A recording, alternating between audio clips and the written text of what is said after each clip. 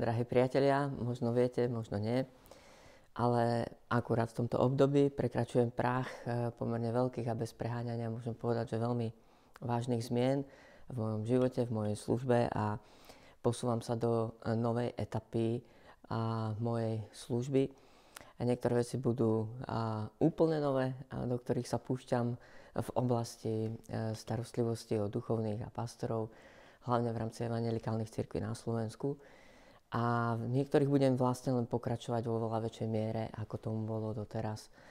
A to je v oblasti povzbudzovania lídrov a pastorov a vedúcich a zborov spoločenstiev cirkvi a k vzájomnému priateľstvu, spolupráci, službe svojim miestnym komunitám. Rád by som vás pozval v nedeľu 6. apríla o 17.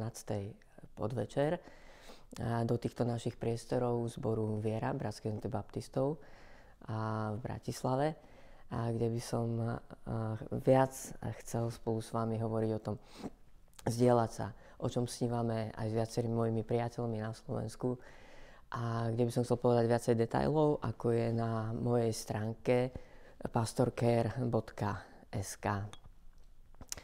Tak vás srdečne pozývam, budeme sa tam nielen rozprávať, zdieľať, ale budeme sa môcť modliť za, myslím, že veľmi vážne veci našej krajiny. Teším sa na vás, že sa tam spolu uvidíme a že aj v tejto novej etape môjho života budete nejakým spôsobom možno súčasťou a možno podporovateľmi a modlitevníkmi a ďalej môjmi priateľmi.